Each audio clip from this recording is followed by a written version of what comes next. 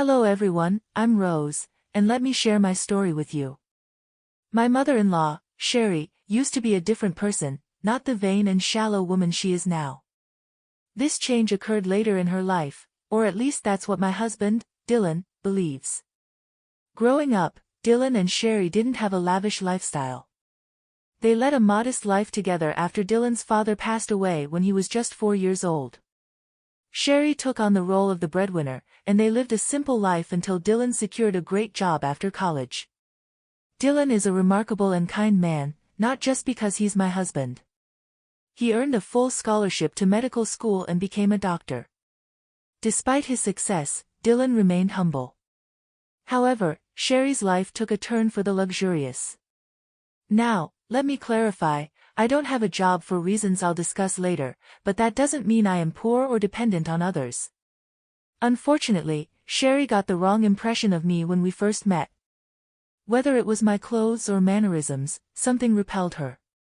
On our first encounter, she said, "Dylan, is this the girl you've been raving about? She's so plain and average. Why would you choose someone like her? Does she even have a job?" My name is Rose, and no, I don't have a job. However, Sherry assumed that meant I was planning to trap her son and drain his money. She labeled me as a gold digger and a parasite, making baseless assumptions about my character. Dylan defended me, but the argument escalated, and we decided to leave. During our journey home, Dylan apologized for his mother's behavior, acknowledging that she had crossed a line. He reassured me, saying, "My mom no longer knows how to act like the same person." Although her words hurt, Dylan asked me not to mind them.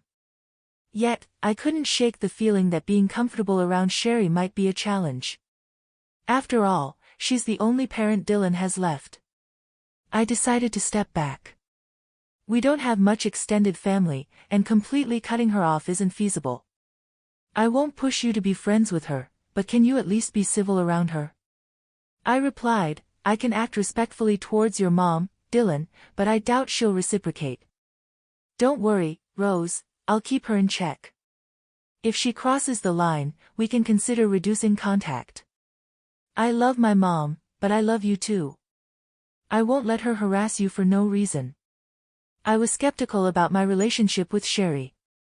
Dylan assured me he'd stand up for me, but I still felt uneasy.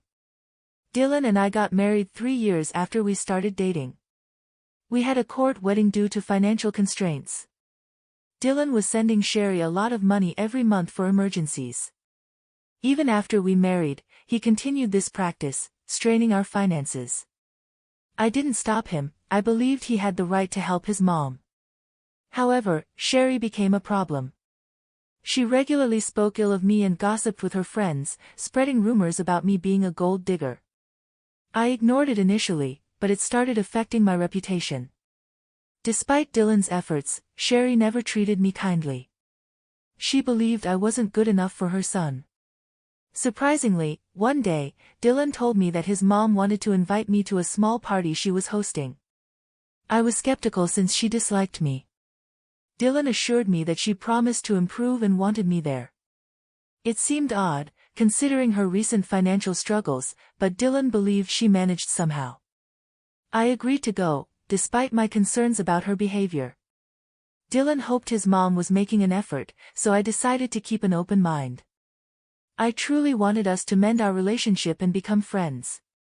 I had serious doubts that Sherry would ever consider being friends with me, despite my willingness to be civil and make an effort for Dylan's sake. It seemed that Sherry had little regard for his happiness. Despite my skepticism, I decided to attend the party, eagerly waiting for Sherry to provide details. Sherry texted me the next day, and I assumed she was extending the invitation. However, her message took an unexpected turn. She started by mentioning the party at a 5-star hotel everyone had been raving about, promising her friends a great time. This excited her, and she planned to take 15 people. Curious, I asked if I was invited, given Dylan's assurance. To my surprise, Sherry responded with arrogance and disdain. She made it clear that I was not invited, emphasizing the exclusivity of the event due to her wealth, family status, and the supposed classiness of her friends. I was taken aback and confused, as Dylan had genuinely believed Sherry was extending an invitation.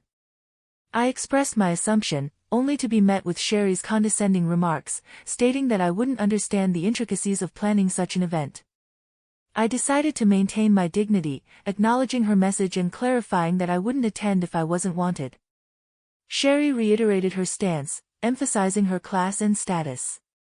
While I resisted the urge to respond with anger, disappointed and hurt, I chose not to share this with Dylan. Instead, I patiently waited for the day of the party. Sherry, oblivious to the emotional impact of her actions, sent me a picture showcasing her and her friends in designer outfits, flaunting their status on social media. I refrained from responding, choosing to focus on my work and patiently await the unfolding of events. After about 3 hours, I received a call from my dad, and here's a confession for you all: my dad owns the hotel where Sherry was hosting her party. Sherry had no clue about this. 3 years ago, I inherited a substantial amount from my grandfather, which I invested in my dad's business. Now, I receive a share of the profits from the hotel and other family-owned businesses. Despite coming from a well-off family, I prefer not to broadcast it, and that's why Sherry was unaware of my background. She also had no idea about the high cost of the 5-star hotel and its restaurant. Sherry and her friends ordered without checking the menu or prices, resulting in a hefty $2,000 bill. This turn of events was the perfect opportunity for revenge. My dad called me to inform me that Sherry was at the hotel, having amassed a $2,000 bill. She was now asking for a 50% discount, claiming she was short on cash. My dad sought my advice, as Sherry's party had been rude and entitled, upsetting the staff. As expected, I shared my frustration with my dad, recounting how Sherry had boasted about the party to mock me for not being invited. The irony was not lost on me, given that she couldn't even afford the party she was flaunting. My dad expressed his understanding of the situation and shared the challenges faced by his staff due to Sherry's behavior. I saw an opportunity for revenge and suggested making Sherry and her team wash the dishes, clean the entire kitchen, and the floor, given their insulting behavior. I wanted to extend this revenge to include Sherry's team, who had also mistreated our staff. If Sherry tried anything foolish, my dad could call the cops on her. My dad laughed at the suggestion, giving it a big thumbs up. He even offered to share pictures of the event. It seemed like the perfect chance to turn the tables and teach Sherry a lesson about humility and respect. When it happened, I would have relished seeing Sherry face the consequences of her actions. My dad promised to follow my suggestion and hung up. An hour or so later, he sent me pictures of Sherry and her friends washing dishes and wiping the floor at our restaurant. Dad also shared that when Sherry saw him as the restaurant owner, she looked relieved. She began telling him that she knew the owner and they would get out of the situation. To her surprise, Dad instructed her to clean his restaurant. She was dumbstruck for a while, and when she started to protest, Dad reminded her that since she didn't consider me family, he didn't consider her family either.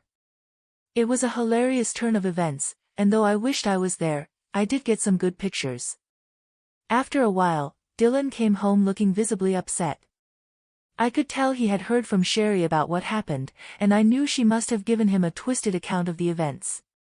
He approached me, questioning what he heard about my dad making his mom clean the restaurant dishes. I explained to Dylan that it was the usual norm for us in such situations. Sherry had gone to our restaurant, racked up a $2,000 bill, claimed she didn't have more than $1,000, harassed our staff, and her party had been a nightmare. I believed this punishment was fitting. Dylan seemed surprised and questioned who Sherry had taken with her and what they ordered. I informed him that she took 15 people, and they ordered a lot, especially the fancy items. He expressed disbelief, as Sherry had told him she was taking only 4 people and had invited me, but I declined. I clarified that things didn't happen that way, and I showed him the text messages from Sherry.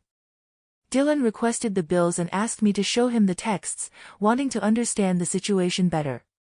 I showed Dylan all the texts, and my dad sent him the bills. I also presented some pictures to illustrate the scale of Sherry's party. Dylan grew extremely mad when he saw everything. He called Sherry, asking her what was wrong and why she hadn't told him the full story. Sherry claimed she only mentioned being short of cash, and I must have given him a different story to sabotage her.